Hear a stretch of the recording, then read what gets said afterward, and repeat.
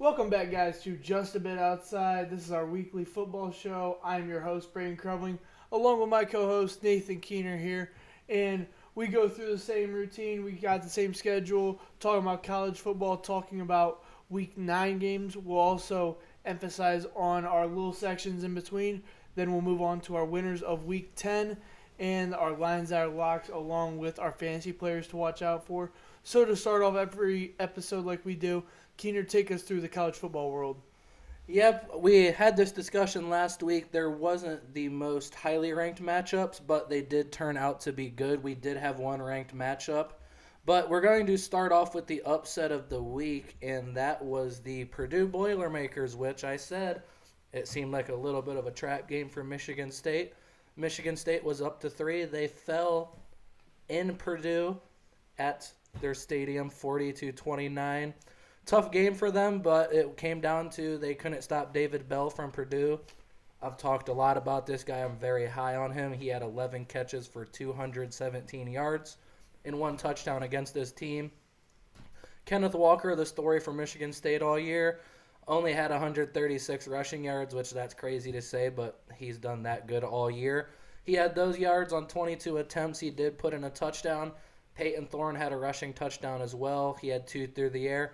Did throw a pick that did end up costing them, but credit to Purdue. They've done this a lot, and we've seen it in the past where they've given teams like Ohio State in that games. They gave Notre Dame in that a hard time this year, and yep, Michigan State comes in and they fall. They're going to slide down the rankings, but credit to Purdue. They won this game. They played excellent. The other game we had, ranked-wise, this is the ranked game I was talking about. The number 13 Auburn Tigers, they fell to the number 14 Texas A&M Aggies, 20-13. Bo Nix did not look his best. He did not have a passing touchdown. He threw a pick, 21 incompletions for 20 completions. So 50% there is not good. 153 yards through the air. Tank Bigsby on the ground was kind of stifled all game. 15 carries, 69 yards. But credit to Isaiah Spiller, the other back on the other side for A&M. He had 21 carries for 112 yards. No touchdowns, but that's just a credit to what this game was. This was just a nasty, tough-nosed SEC football game, and we see these every week.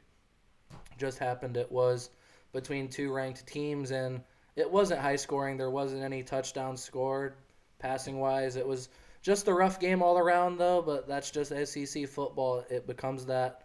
Credit to A&M for sticking that one out and winning. I didn't think they could do that the way Bo Nix was playing. He struggled, and now they fall. Another team that was in the top 10 and undefeated at the time, Wake Forest. They fell to my North Carolina Tar Heels and Sam Howell 58-55. Very, very exciting game. Plenty of yards, plenty of points. Sam Howell had 216 yards through the air passing for a touchdown. But it's what he's done on the ground this year. He had 21 carries, which was second on the team, 104 yards and 2 touchdowns.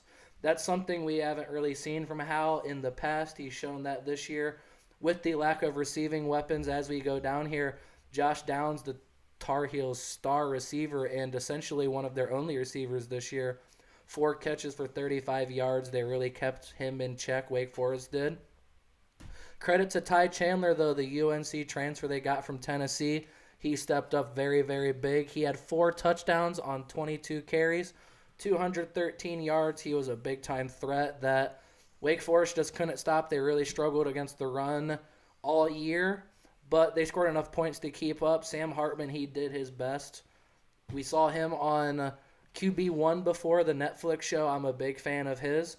25 of 51, though, is not going to be your best day. 398 yards in the air, though. 5 touchdowns, 2 picks. He tried and tried. Just couldn't get anything going. Christian Beal-Smith, their leading rusher on the year, only 41 yards on the ground. It's funny, we were talking about Kenneth Walker. He was actually a part of this Wake Forest team.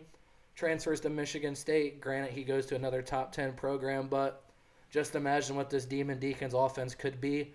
Granted, they are a passing team, so Walker wanted a bigger load. He went to Michigan State and got that, but this offense could be very, very special. Those are the 3 big games, though, we had this week. We had another one that was hyped up to be good, but Malik Willis, the quarterback for the Liberty Flames, yes, you're saying Liberty, He's going to be a very high first-round draft pick this year. He played the Ole Miss Rebels. Hugh Freeze went back to the school he coached at. Ole Miss won that game 27-14. Matt Corral is not 100% for the Ole Miss Rebels. He rolled up his ankle in the game before. It's not right. Granted, though, he ran when he needed to and got down. He only had 6 carries for 9 yards, but 324 yards through the air. Talking about Willis, this Ole Miss defense just put pressure on him all game. He was sacked 7 times in the first half and 9 for the game. So you can tell there's just a talent difference between an SEC school and a school like Liberty. Willis, though, he tried his best, 16 of 25, 173 yards. He did throw 3 picks. The one was tipped. I'm not going to blame the very last one he threw. He was just trying to force it and make a play as they were on the comeback trail. Liberty scored all 14 of their points in that third quarter. They came back and fought, but Ole Miss, they stifled them at the end and won this game. Jerrion Ely, the running back that has really been kind of slept on for the Ole Miss all year, he had 10 carries for 115 yards and 2 touchdowns. He finally did his thing and stepped up. Credit to him. He's a really exciting, fun player to watch. But those were the main games we had. Arkansas, they were they were ranked before. They fell out of the rankings. They topped Mississippi State 31-28. And then Tennessee went into Lexington, Kentucky, beat them. The Wildcats were ranked 45-42. So we didn't have the best slate of games, but they were some amazing games that did put up some high-scoring points. Week 11, though, we will see some excitement, but we're going to get into the college football playoff here this week, and we talked last week we were going to do this upcoming week. We feel like now we get a better baseline of teams as a team like Michigan State. They fell down the rankings, a team like Wake Forest that was undefeated, and people are saying, oh, why aren't they up higher? Well, they just fell, and now you finally start seeing why. So this week we got a better drift here. What do you think about this playoff? Yeah, I like the top 6 teams. Michigan is a little shady at 6 because I feel like no matter what game you match up Michigan with, these top 5 teams will lose or will beat Michigan by 10-plus points. So I'm really looking at the 5, which is Georgia, Alabama, Oregon, Ohio State, and Cincinnati. Alabama, Oregon, Ohio State, all having 1 loss. Cincinnati has that perfect record, but the thing about Cincinnati is their play competition isn't up to par when we talk about the other 4 teams. Georgia, rightfully so, I think should be number 1. When you got Alabama, Oregon, Ohio State, they're all 1 losses, and you can justify each loss, and you could also diminish each team by their loss. I've talked to you about how I feel about Alabama. No matter what, the college football playoff is going to try to get Alabama in there no matter what. And that's just the reality of it. You don't have Clemson in there, so you try to squeeze in as many powerhouse football programs as you can this year. Losing to an unranked 2-loss team, in my book to Alabama, yes, they might be the second or best team on this ranking. That doesn't matter to me. I think that they should be ranked number 4 if in this top 4. Just because of their loss. I mean, it wasn't in the beginning of the season. It wasn't their first week. And when they lost to A&M, there were 2 losses, and they were unranked at the time. So I think that has to play into something.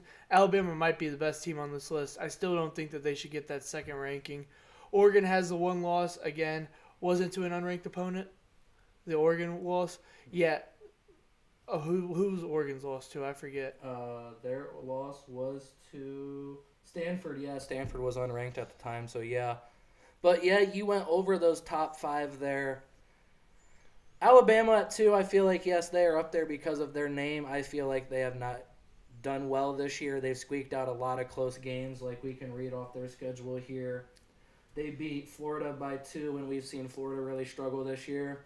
Ole Miss's defense, which is terrible this year, god-awful. Yes, they won that game, but by 21 points against a defense that bad, you do have questions there to say it. They lost to A&M, and I will say this. The A&M team was very highly ranked coming into the year. They have a lot of talent, an excellent coach in Jimbo Fisher. Alabama went and played there at the 12th man. It was a late game, really hyped up. A lot of big names in the house like Johnny and Mike Evans, but they lost. I know, I understand that. This A&M team is good, though. We see them right back up in the rankings. Yes, They use that Alabama game as a boost, but yet they just beat Auburn. They've done some good things this year. Talking about Bama, I'm going to give you my top 6 here, actually. I made my own. It's a little bit different. Georgia, I have at 1. I feel like you can't argue. They've done their thing all year. There's no questions there. Defense is legit as they come. Credit to them. They're rolling through that SEC. I have Oregon at 2. I really do. Yes, I understand they lost to Stanford. That game was really funky. They were right in that thing till the end. I love me some Pac-12 at night. This team's good. They're legit. They went into Columbus, won that game handily. Without Kayvon Thibodeau, they got a little bit of a blow with C.J. Verdell being out for the year, but Travis Dye's done excellent. I have them up at 2. Ohio State right there at 3. I do think this team has shown their worth this year. They've proved a lot to me after that Oregon loss.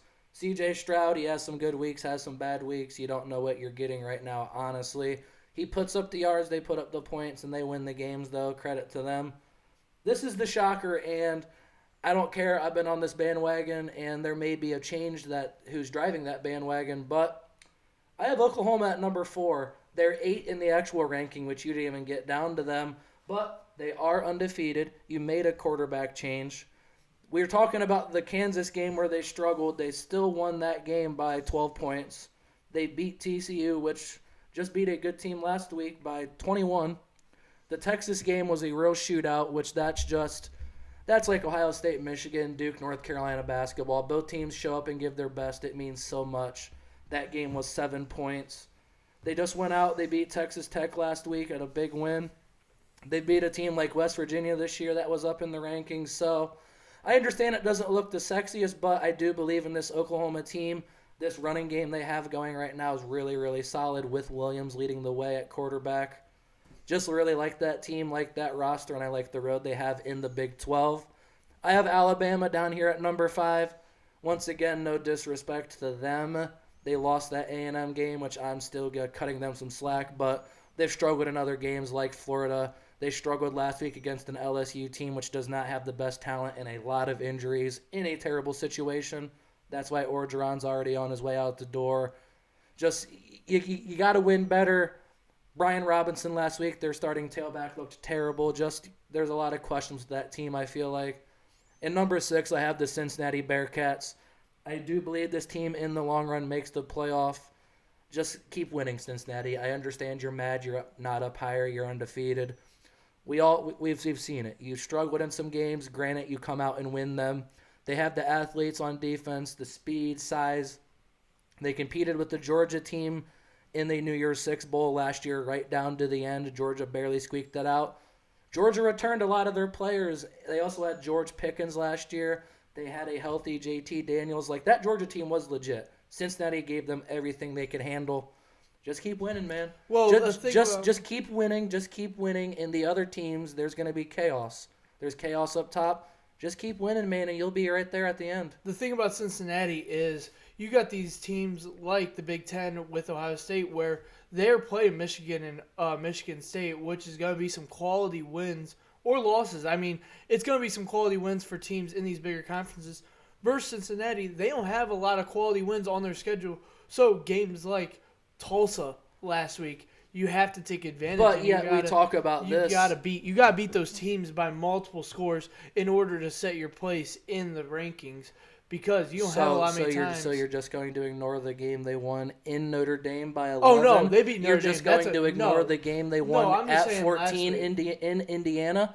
They've beat the 2 teams they've wanted to. They've showed up for the games they've wanted to, and the other ones they just have not looked right, and it's weird, but Cincinnati's playing for a bigger ultimate goal here. Yeah. They don't care about Tulsa and Tulane and that. I understand what you're saying.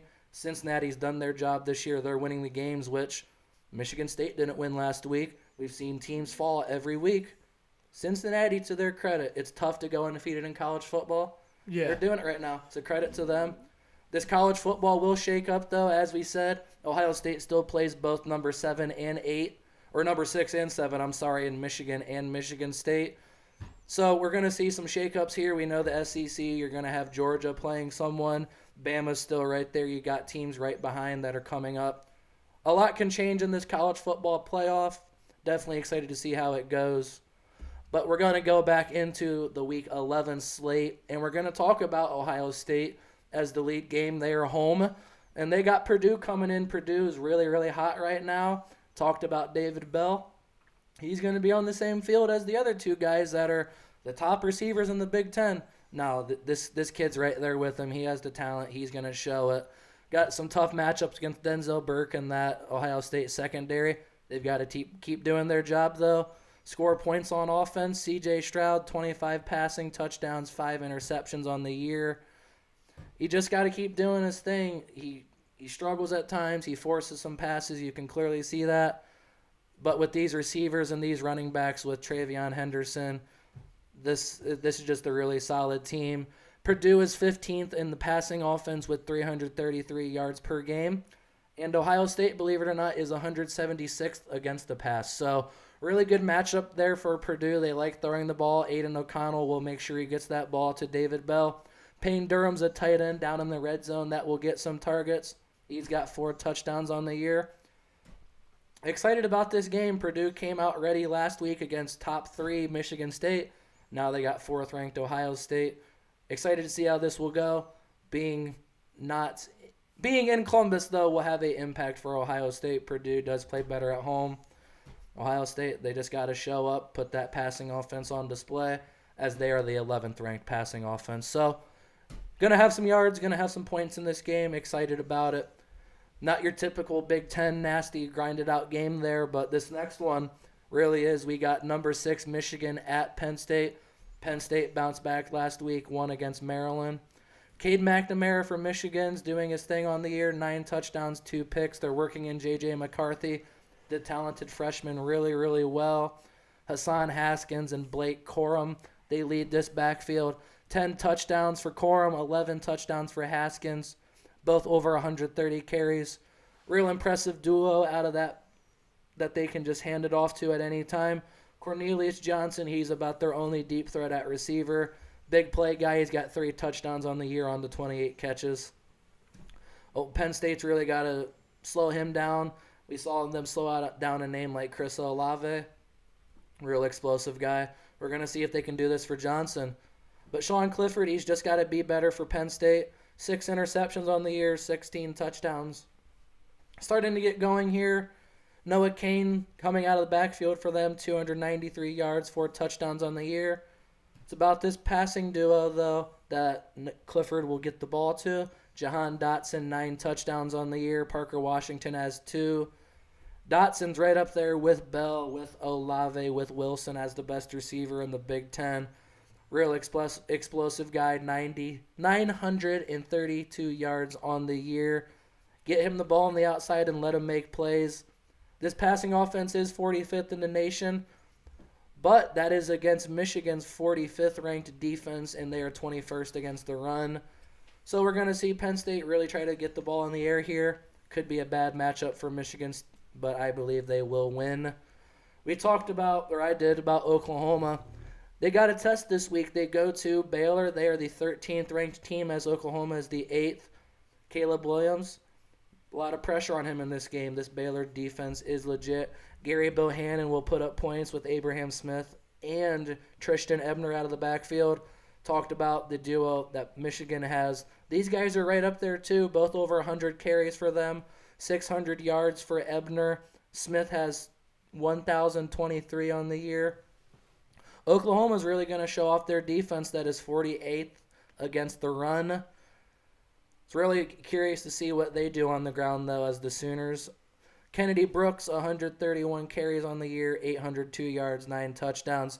Eric Gray is really getting going now. He's another Tennessee transfer. He's got 1 touchdown on the year on the ground game, 1 through the air. Denzel Mims and Jaden Hazelwood, they'll be them big guys, the threats in the red zone. Mims has 4 touchdowns. Hazelwood has 6. This is the 22nd ranked offense, and Baylor, they're not too bad themselves. They are 26th in the run, so really going to see a running game here, but they will both put up points, I believe. Exciting game in the Big 12. Go to the SEC here for the last game. We got a number 11 A&M. They go to Mississippi, and Hopefully Matt Corral's healthy because this A&M pass rush will be at him all night. Got a big man in there into Marvin Lee. He will be a first-round draft pick for sure. Corral on the year, 16 touchdowns through the air, 10 on the ground. It's about this trio of running backs I've talked about on the year. Snoop, Connor, Henry, Parrish, and Ely. 10 touchdowns for Connor, 2 for Parrish, and 4 for Ely. He really went off last week. Really got one explosive receiver in DeMontre Drummond. He's got 6 touchdowns on the year. A&M, I'm really curious to see how they come out in this game. We've seen them come out in big games, but those are usually at home. Now they got a big road test. Isaiah Spiller's got to keep doing his thing. 5 touchdowns on the year on the ground, 1 through the air. 873 yards, so them yards are starting to get up there. Even with a guy like Devin Akne, he has 96 carries for 705 yards and 5 touchdowns out of that backfield. Jalen Weidemeyer, he's the big tight end they're going to get the ball to. Zach Calzada, protect the ball. You're going to be right in this game till the end. Curious to see, though, this Ole Miss defense. They're not the best. A&M can put up yards and points on them. We're going to see what happens. Another ranked game we're not going to get into because most of you don't care about it simply. But it is in the ACC. Number 16, North Carolina State. They go to number 12, Wake Forest. That Wake Forest team was undefeated until last week. A real tough team at they lost to North Carolina at home. See if they bounce back. But top 20 matchup there that should be exciting in the ACC. Doesn't get the credit it deserves, but there is high-quality football played in that conference. Excited for the week, though. Excited about every college football week, but really excited about what happened last week in the NFL and what's to come. Yeah, the NFL was very exciting with a category of things. We had a lot of drama last week in the NFL when it came to off the field, but when it came to Sunday, you know that the production was there. We'll start out with the Ravens-Vikings game. Ravens beat the Vikings 34-31 in what seemed to be a great game from start to finish. High scoring, big offensive attack. So talk about that game. It was right down to the end. We talk about the high scoring attack, but Baltimore's defense for once this year really stepped up. Kirk Cousins only had 187 passing yards. He had 2 touchdowns. Dalvin Cook had 110 yards on the ground on 17 carries. Just one of the best backs in the league, man. No doubt about it.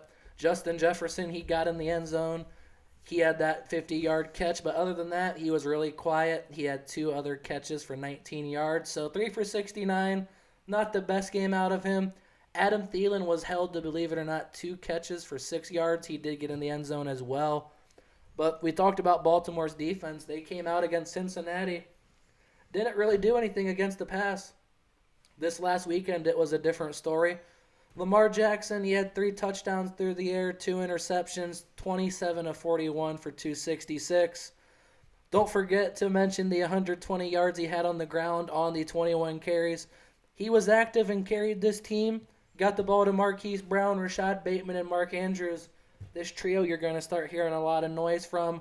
5 catches for Andrews, 5 for Bateman, and 9 for Brown. They're going to start passing the ball more and more. Devontae Freeman and Le'Veon Bell are getting worked in, but I don't feel like you want to rely off them guys. It was a good football game that came right down to the end, though. Justin Tucker, the GOAT, he put that thing through the uprights, though, and won them that game. Baltimore bounced back after that tough Cincy loss, and credit to them. Talking about Cincinnati, they lost to the Cleveland Browns 41-16, which was a shocker because up to that point, Cincinnati Bengals had played some of the best football that we've seen in the AFC, but the Browns battled back from releasing OBJ that week, kind of had a lot of media attention on them, and found a way to get a victory comfortably. Talk about that. Yep, this was the show, and me specifically, I was on here last week talking about the OBJ situation and talking about Baker and the struggles of this passing game. But I forgot to remember one thing. No matter if it was in college ball or even you look at high school highlights, when Baker Mayfield's pissed off, Baker Mayfield plays excellent football. He looked very, very pissed off last week. He had 14 of 21, 218 yards and 2 touchdowns. Was only sacked twice. He really protected the football, was smart, got rid of it when he needed to. Nick Chubb on the ground, though, fresh off his COVID return, or injury return, actually. Now he has COVID. 14 carries for 137 yards and 2 touchdowns. This Bengals team couldn't stop the run, couldn't really get the passing game going as old Joey Heisman. Hey, Ohio State, are you going to claim him this week after those 2 interceptions? Just an honest question here. He played against an Ohio team, and I would say the majority of Ohio, especially the northern people, they like the Browns, and I'm sure they were having a good time watching Burrow in that line that couldn't seem to protect Burrow as he was sacked 5 times. It really looked bad. Jamar Chase, the top 5 picks, 6 catches for 49 yards, got bested by T. Higgins of 78 yards. We talked about it on draft night, and you see it right here. You know Myles Garrett's coming off that edge, especially the left side, almost every time. You'd figure you want to put a left tackle there, right? Nope, we're going to draft Jamar Chase and just try to outscore you. It didn't work last week, not at all. Joe Mixon, he had 2 touchdowns. Let's not forget about him. Excellent back, 64 yards on the ground, 46 through the air. Dual threat back that I believe is right up there with Nick Chubb talent-wise. It's just Nick Chubb has that line, and, well, the Bengals got that line. Big difference. Smash mouth AFC game that really got ugly really quick for the Browns, pulling away 41-16. Broncos shut up all the Cowboys fans, beating them 30-16 after being listed an underdog of 10 points. So this was a shocker, I think, league-wide. The Broncos seem like a team that could win a mediocre game here and there, but Cowboys get all this praise and lose by 14 to the Denver Broncos, which it was uglier. The score does it justice because the Cowboys scored a lot of these points in the fourth quarter. So talk about that game. The Cowboys scored all their 4 points in the fourth quarter. They scored all 16 of those there as they lost 30-16. It wasn't the sexiest game from Denver, but they got the job done. Teddy Bridgewater, 249 yards through the air. You have seen you can pass on this team. 1 touchdown as well. Javonte Williams, the rookie from UNC, starting to get it going. 111 yards on the ground on 17 carries. Melvin Gordon, the other running back, 21 carries for 80 yards. He got in the end zone. But, man, they get Jerry Jeudy back. Their offense becomes more explosive right away. He had 6 catches for 69. Tim Patrick had the big play for the touchdown. He had 4 catches for 85 yards. This Cowboys team, man, I was finally starting to come around on. They proved me right. And this team was undefeated against the spread. They only had that 1 loss to Tampa Bay on opening night. But, man, they got throttled for this whole game right there till the end. The Cowboys, they padded the stats and made it look good, though. Dak Prescott, he had 1 interception. He was 19 of 39 for 2 touchdowns. Ezekiel Elliott got injured there towards the end. His ankle is not right. 10 carries for 51 yards. But, man, this Denver team trades away Von Miller. You figure they're going to have a regression. But, no, they come out and beat one of the best teams in the league, truly. At their home stadium, Jerry Jeudy went into Jerry World and made that his place. Credit to him and credit to that team. I was shocked, truly, on Sunday. This game wasn't as exciting as it could have been lined up to be. Aaron Rodgers missed this game because of COVID, but the Chiefs beat the Packers 13-7 as Jordan Love had his first career NFL start. Just talk about that game for a second. Yeah, coming out, I liked Love. I didn't understand the pick to Green Bay, but I did like him as a prospect. Big arm, big athletic guy that can get out and move. You can tell he's just a rookie. Well, not a rookie in his second year, but his first start. This is their 9th game. So if he had 17 last year and 9 this year, we're looking at his 25th career game. The kid's still young and hasn't been on the field. Granted, he has Aaron Rodgers tutoring him, but can only do so much when you get out there and play live game action. 19 of 34, 1 touchdown and 1 pick. Had 190 yards, and he kept him right until the end. Aaron Jones and A.J. Dillon, those guys, you figured they'd have a big game and step up. 20 combined carries for them. Jones had 53 yards, Dillon 46. Credit to the Packers defense, though, for keeping them in this thing. This was 13-0 at halftime. Chiefs finished with 13. The Packers scored that touchdown there in the 4th. We're right into it down to the very end, believe it or not, at Arrowhead. Jordan Love, he did his job. Patrick Mahomes, whatever, dude. 166 yards, 1 touchdown. He's clearly had a regression and has not looked good, and it's time that it seriously starts getting talked about. I know the Packers defense is good in that, but dude, come You got on. paid $500 Come million. on. You got a $500 million contract for a reason, not to throw 166-yard games. Remember before the year, if Patrick Mahomes retired today, would he make the Hall of Fame? That was a That was a serious. That was a serious You guys are debate. idiots. That was a serious debate that media had, and more or less than just NFL fans have had. And I can truly say I said no the whole time leading up to it. You can't judge a guy's career based on how many good years. I mean, he had years before that he didn't even play because he was behind Alex Smith, and then these years. Yeah, what if he snaps out of his funk next week? But what if he doesn't? What if he keeps these struggling regressions and tries to make all these fancy plays and it leads to 166-yard games? It's just the way he plays, and it's just that reckless abandonment which he does play with, and it got praised for a while because it was working when he makes those wild, crazy throws, and they work. It's great. When he makes them wild, crazy throws and they're 10 yards over the guy's head and picked off and shit. Or to the wrong People color really, jersey. really don't like that, and it's just his style of play. He's either got to tame it down or I truly don't know. It's just his style of play. He's got to learn to play within the offense. He's taking the dump downs now. I will give him that, but he'll take a dump down or two and then try to force it right back down the field. It's like, dude, you were just moving the ball. Don't be an idiot, which his whole family is. Let's just say that.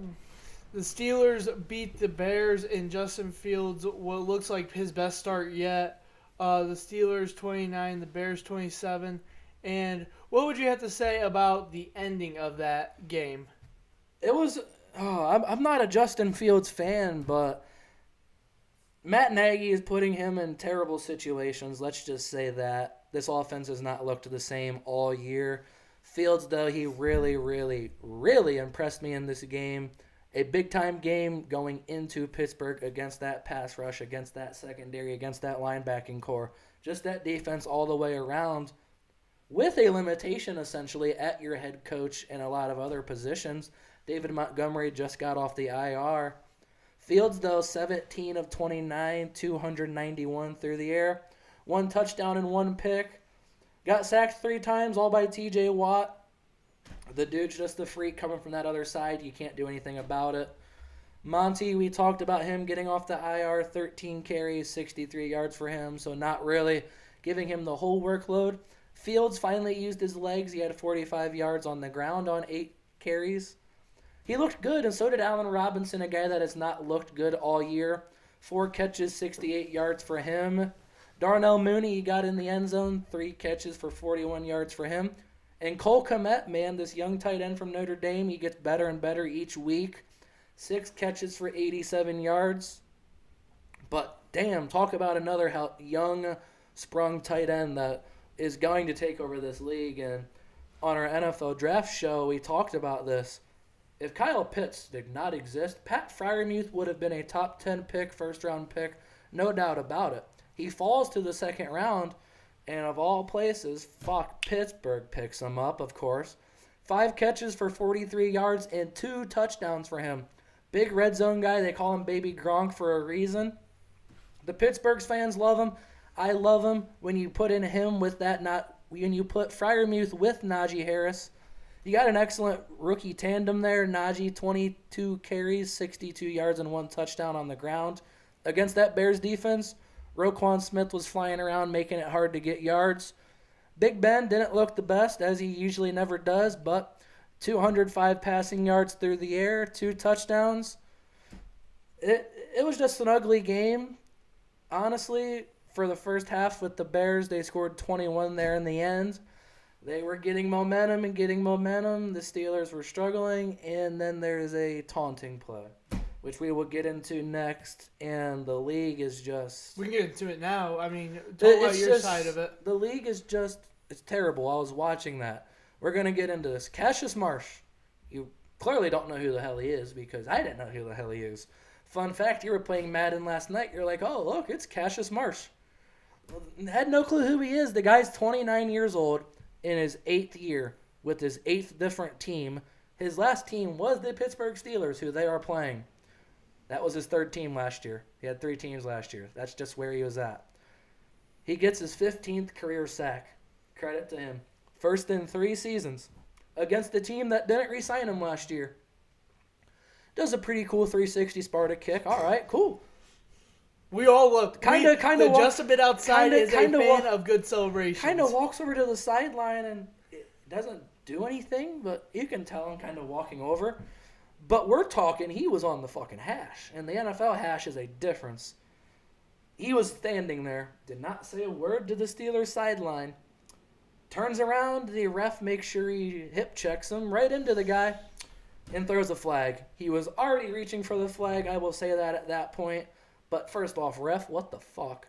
And then, how can you call a play when your back is turned to it? That is my only question. I understand what it looks like. When a guy stands up and looks at a sideline, I understand what it looks like. You show that camera view, that dude didn't say a fucking word. And the punter was walking right out in his face, didn't say a word. This league is just so fucking soft with this.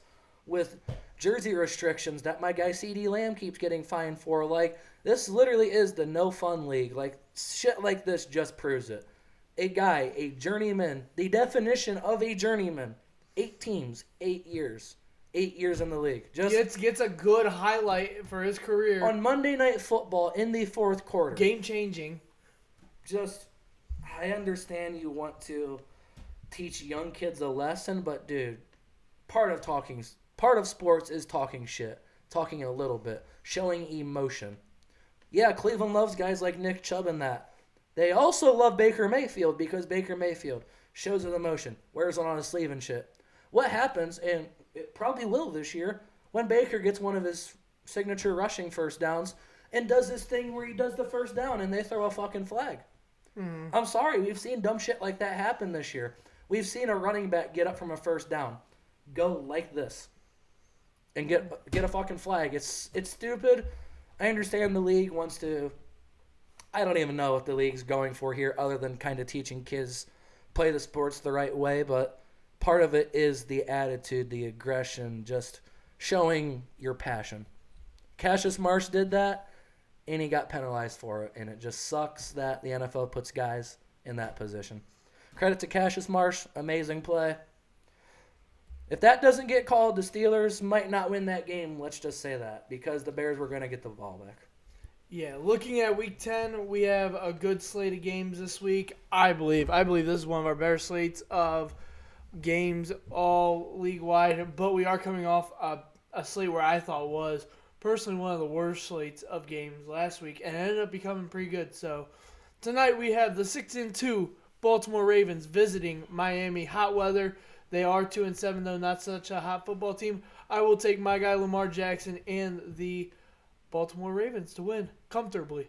Miami, they have not looked the best all year. This is a team that I thought would show me a lot more with a young quarterback, with a young defense, with Brian Flores. That defense looked really, really good last week. It was against the Texans, though, and Tyrod Taylor, his first game back. This Ravens team isn't that. Let's just say that they have a lot more weapons than that Texans team have, and they have a better defense than that Texans team have.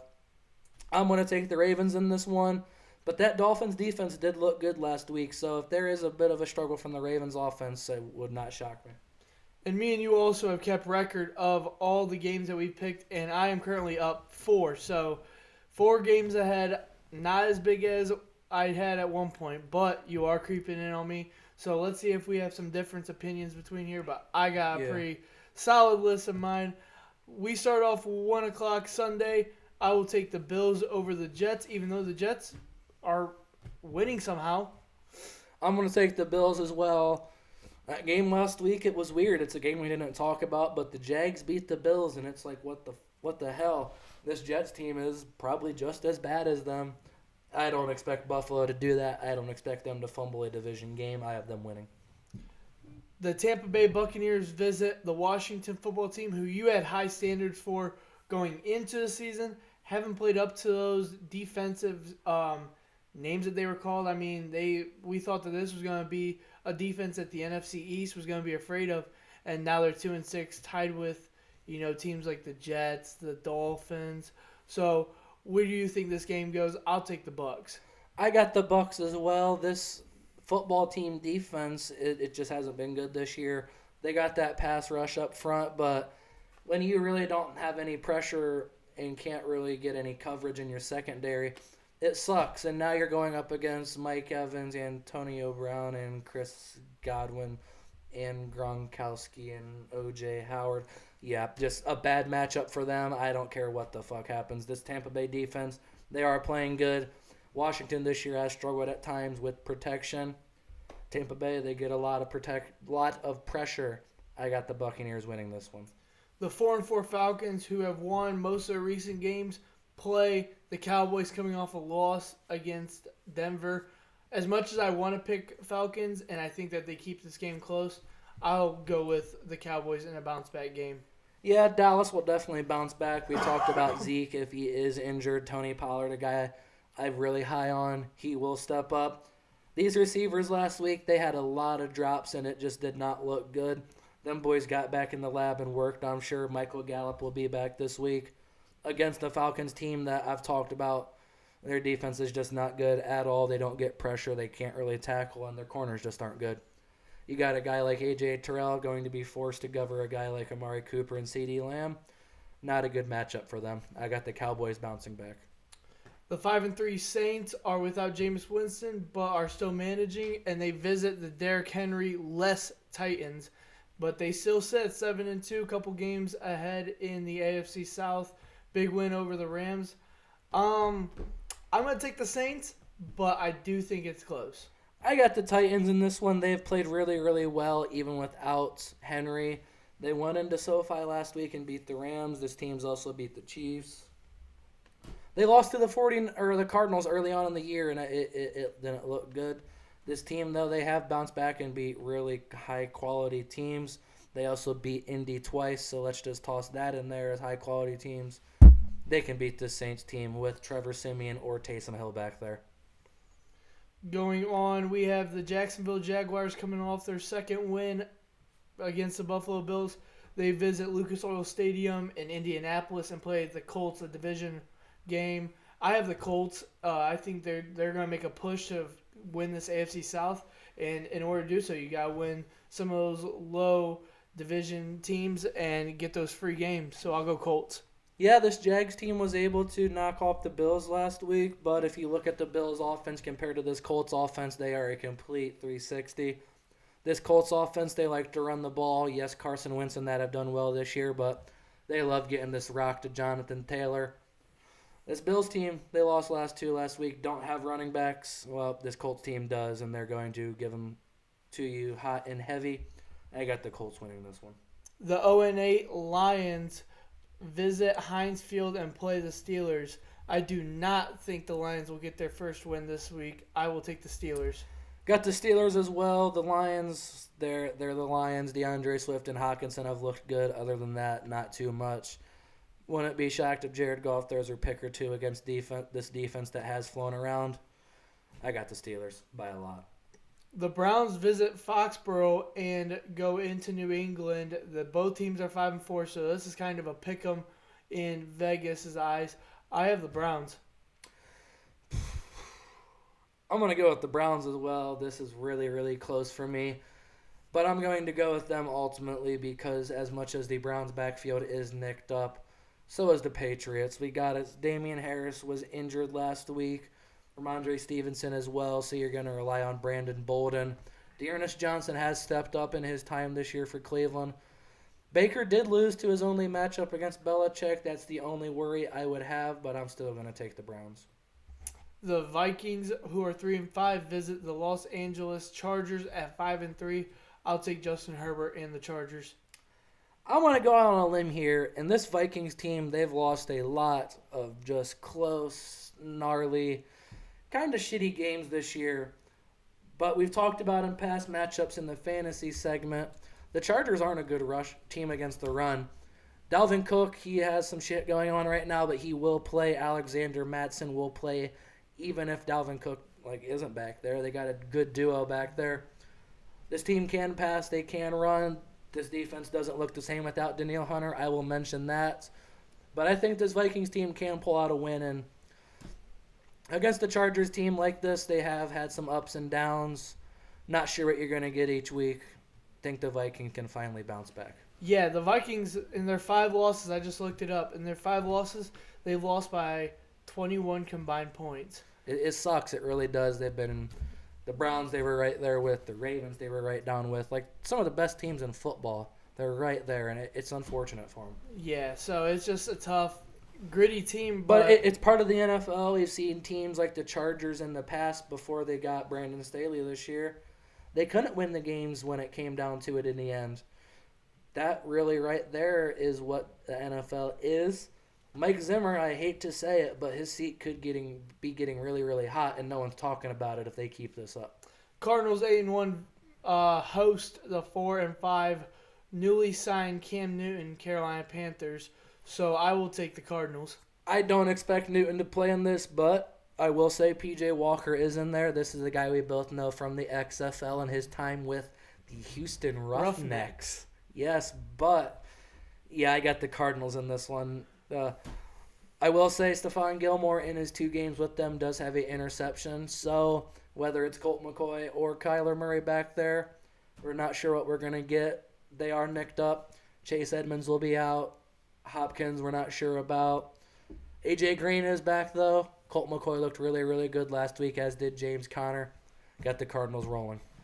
2 teams that came off good wins last week. We have the 3-6 Eagles visit the Mile High Denver Broncos, who are 5-4. Who do you have in this one? Because I struggle picking this game. I got the Broncos. They really, really looked good last week. Jerry Jeudy has impressed me. We remember names like Justin Jefferson and CeeDee Lamb and that, but Jerry Jeudy in his first couple weeks this year looked amazing before he got hurt. Looked really, really good last week against Trevon Diggs. He's a hell of a wide receiver. Darius Slay, I'm not sure if he'll be able to check him. This Eagles team, they're up and down so much. I'm not going to go with Jalen Hurts, believe it or not. I'm going to go with Teddy Bridgewater. Yeah, I had Broncos originally picked too, and I was questioning my decision, but yeah, I'm going to stay with Broncos. We have the 3-5 Seahawks visit the Packers, who don't know if they're going to have Aaron Rodgers back. It's a decision that's going to happen Saturday. And Russell Wilson is coming back. So I'm going to go Packers right now. So I'll take Packers, but it is hard because, yeah, I'm going to take Packers. I'll sit on the Packers. I'm going to be that guy. I'm going to take the Seahawks here. I believe Russell Wilson, that effect on that team is so dramatic. It was a finger, so we know he's in shape. We know he's healthy and everything. Yes, I understand your grip on the football and everything is affected. I trust Russell Wilson to not put himself out there if he's not ready, especially off a surgery like this. I understand they got to try to push for the playoffs, which I don't believe is possible, but this team can be good.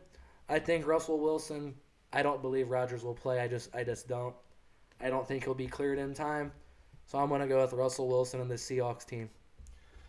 This game, the Sunday Night Football game, is oddly close to Vegas, which I'm going to explain later down in our show. But the Raiders are 5-3 and the Chiefs are 5-4. The Chiefs are visiting the Las Vegas Raiders. I will still take the Chiefs. I'm going to take the Chiefs as well.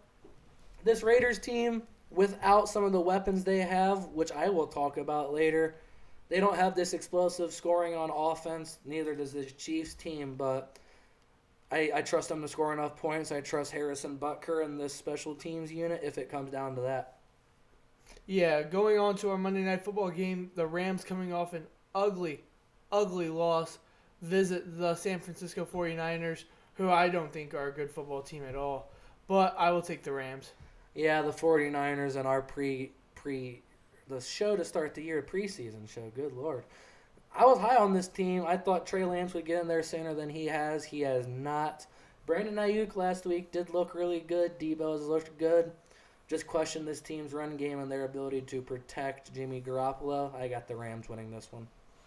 Moving on to our lines, our locks of the week. You know, we have this segment every episode, and it's one of my favorite segments because it talks about the gambling lines and who we think would be the lock, and then going down.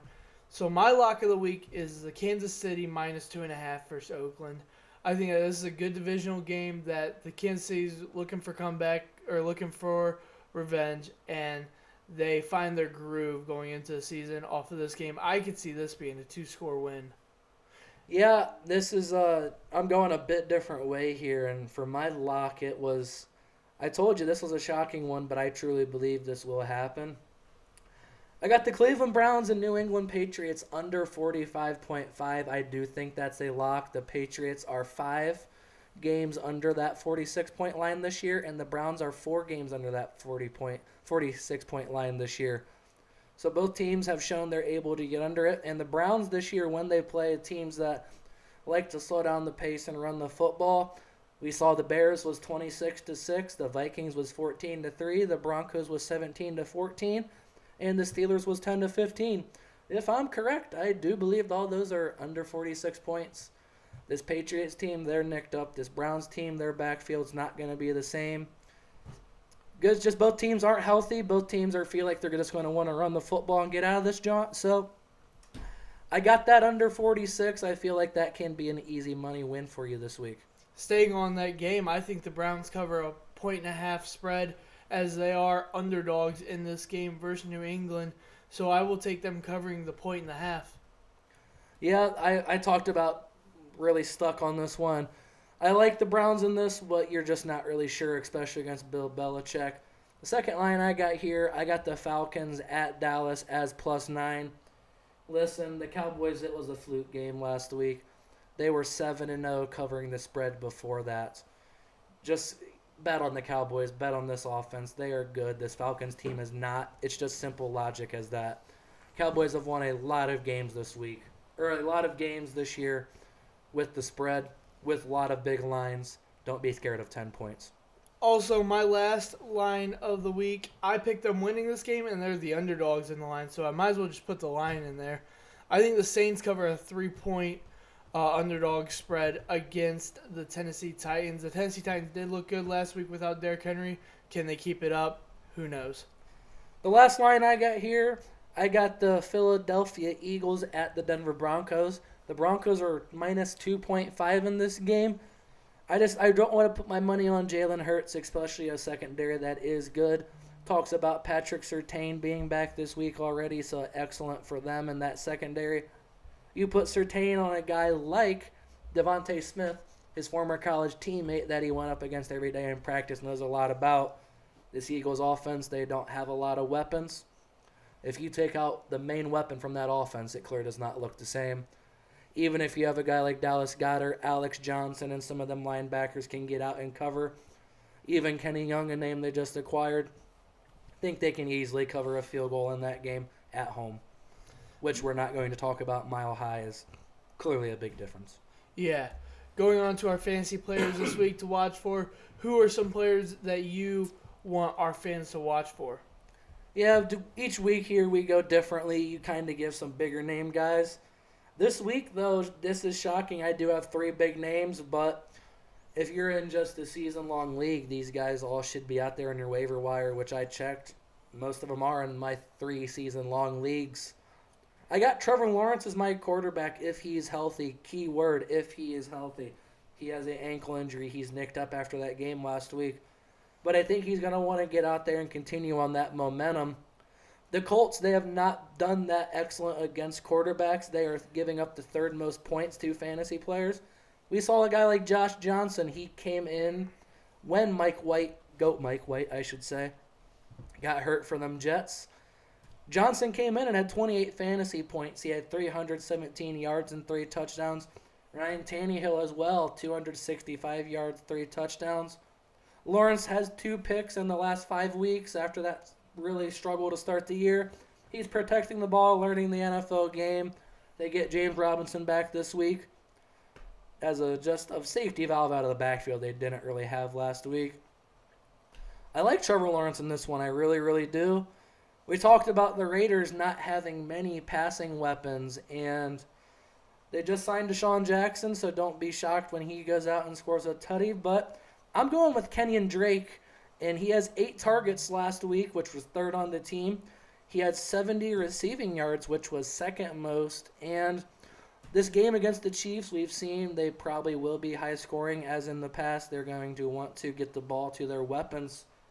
Right now, your weapons really are Darren Waller, Hunter Renfrow, and passing-wise, Kenyon Drake. Shit, He is your legit. Henry Ruggs is a weapon, but not on the field. Yeah, that's true. Kenyon Drake is a legit guy out of the backfield. This Chiefs team, they're not the best at covering receivers out of the backfield. I like Kenyon Drake in this matchup. I really do. He should be a solid flex play for you this week. The last one, he's out there in season-long leagues, believe it or not, because he was that bad to start the year. But I watched every single second of that game last week. Brandon Ayuk looked really, really fucking good. And it's not just last week, it's the week before. He's been targeted 15 times. That was nearly half of his entire season total from before. So it was more of, he hadn't looked good. It was more of the fact Kyle Shanahan was really just, it seemed like he was pissed off at him and just, fuck you, we're not giving you the ball. That's changed, and he sees that Ayuk was the first-round talent that was drafted last year. This Rams defense, they might be pissed off, but Brandon Ayuk has looked good. He had 11 points versus the Bears and 19 points last week against the Cardinals. He got in the end zone finally. This team's going to have to score points to keep up with the Rams. They cannot get blown out on a Monday night game on national TV.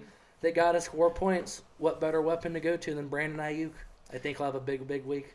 Looking at my fantasy players of this week, it's funny because I have a quarterback in the game that you listed, your quarterback, Trevor Lawrence. I have Carson Wentz. Wentz had a good game last week against the Jets on Thursday Night Football. He threw 272 yards, 3 tutties with a completion percentage of 72%. Wentz has quietly posted top 5 numbers among quarterbacks since Week 5 and has had multiple touchdown games with 0 interceptions in his last 4 out of 5 games. Moving on to my next one, I have a running back in the AFC North. I have Devontae Freeman of the Baltimore Ravens. He had 13 rushing attempts with 79 yards. Also 2 receptions, so you got those 2 points in our PPR leagues. Plus, he only had 3 yards receiving, but he did have a receiving touchdown. He'll get done as a flex with enough yards and another short score in a favorable matchup against the Miami Dolphins on Thursday Night Football. Also, this next one, it was a really tough pick because I wanted to put Najee Harris, but I decided to opt out with the big name and go with a name that might be more available in your free agency for your league. It would be Noah Fant, the tight end from Denver Broncos. I did look at his game last week, and he did have a terrible game last week. He had a terrible game last week because he had COVID-19, so he was out last week. So it is a good possibility that a big name like that could have been dropped instead of putting him on your IR. Yeah. Most season-long leagues only have a very small IR. I have a lot that just have one spot. So Noah Fant could have been dropped last week just because simply the tight end market is just shit this year other than like the top 5. He could be sitting there, believe it or not, but yeah, he did not play last week. And the Eagles have given up the most fantasy points to tight ends. Something to note down, pick up Font if you haven't already. Teddy Bridgewater's looking better every week, and we say that time and time again. But against Dallas, he did look good. Let's see if he can keep that momentum. Going into my bold prediction, I truly believe this. Dak Prescott will have a bounce-back game. Cowboys will win, and he will have a top 3 QB performance in the league. Well, I guess our bold predictions are basically the exact same. I have the Cowboys bouncing back and putting 500 yards and 35 points on the Falcons. They were embarrassed last week. There literally is no way to say that. We talked about they scored 16 of their points in the 4th. They were chasing to not look like complete dog shit. Yeah. Because a lot of people... America's team was not looking good. It looked really weird, and just Dak didn't play good. Zeke got hurt. The Cowboys had drops. It didn't look good. That was a wake-up call. This Cowboys team, you saw it in the Hard Knocks and shit. This team has legit aspirations. They truly believe that. I guess every organization does, but this Cowboys team's played like it all year. Prescott is elite. Don't get it mistaken. I hate Dak Prescott. The dude's pretty fucking good. They've got him the weapons. He's surrounded by them guys. CeeDee Lamb, Amari Cooper. They get Gallup back. Blake Jarwin. Just so many guys Tony Pollard will be a good guy if Zeke is out. I think Zeke will try to give it a go. More about that matchup against the Falcons, though. Atlanta's defense, they have the third lowest pressure rate, so Dak will be able to sit back there and chill all day. They've allowed the 12th highest net yards per pass attempt, which is 7, so they're going to want to force that ball down the field to those big play weapons. And the 8th most rushing yards per game in 125.1. So if it's Zeke, if it's Pollard, if it's down to that third-string running back, I believe it will be really, really good for them. Should be a good game for the Cowboys. Yeah, it's odd that we have our bold predictions the same because if for anyone who doesn't know, me and Keener never share our screens or any of our picks before this. That's why I was kind of just like, sweet.